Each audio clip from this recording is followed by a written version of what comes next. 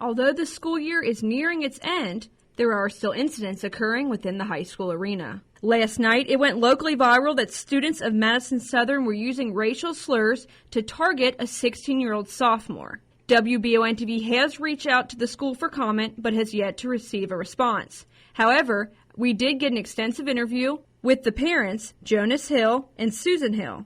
Jonas is a pastor of Crossroads Fellowship Church here in Madison County.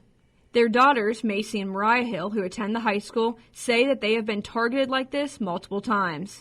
Four Paws Unleashed brings a new state-of-the-art approach to pet care. Their suites are designed to feel like an elite hotel room, complete with Simmons Beauty Rest mattresses and TVs. Four Paws also has grooming services available as well. Visit their website, fourpawsunleashed.com, to find out more. Basically what happened was yesterday we were just kind of minding our own business. She had a couple of friends over.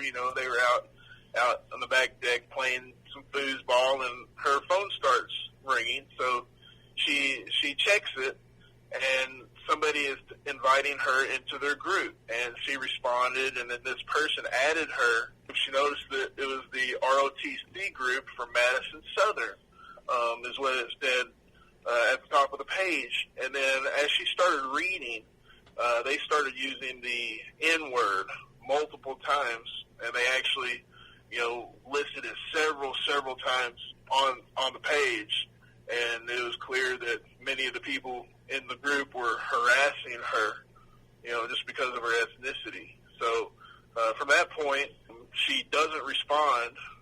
We're in our bedroom, and all of a sudden we hear somebody banging on our bedroom door, and we can tell it's Macy, and she's crying. So she's crying hysterically. We opened the door because we didn't know what happened. She had her phone in her hand, and whenever she was able to tell us, she comes in the door, she buries her face in my chest, and then she says, "Daddy, look what they've done. Look what they've done." And she's just weeping and bawling. I don't know how many times the N-word was used, but it's multiple times. They copied and pasted it multiple times. It looked like 100 times or more. And she was just weeping and crying, and, I'm trying to figure out, well, how do we get to the bottom of this?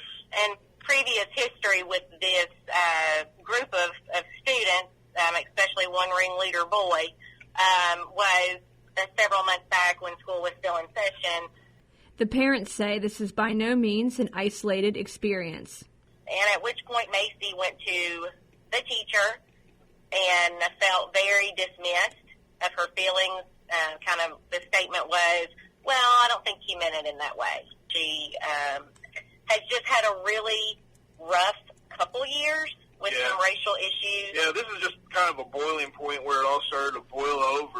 There's an incident last year where I had to contact the school, and I spoke directly with the principal because several months before that, they went into one of my daughters went into the bathroom, and in the stall, they had written the N-word. Okay, so my daughter goes, she reports it in the office.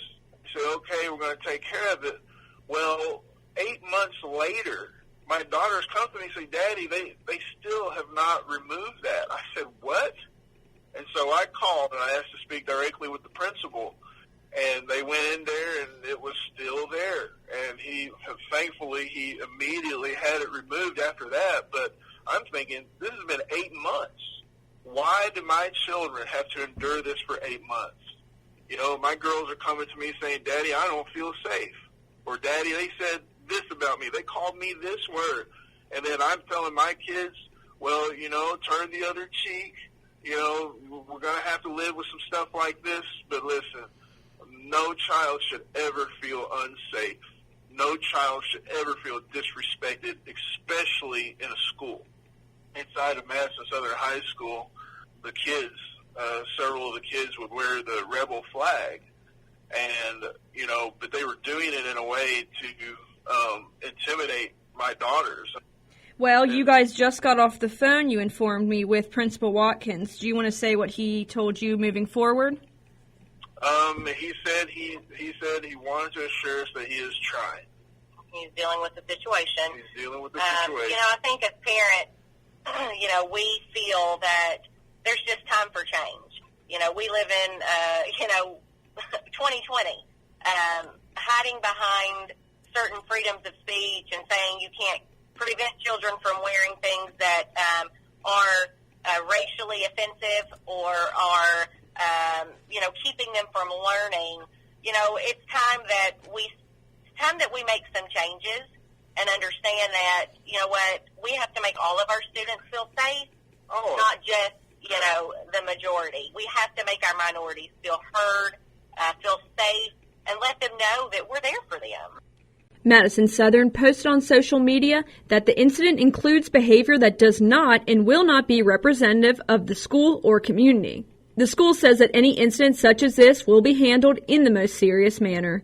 For Channel 9 News, I'm Marissa Hempel.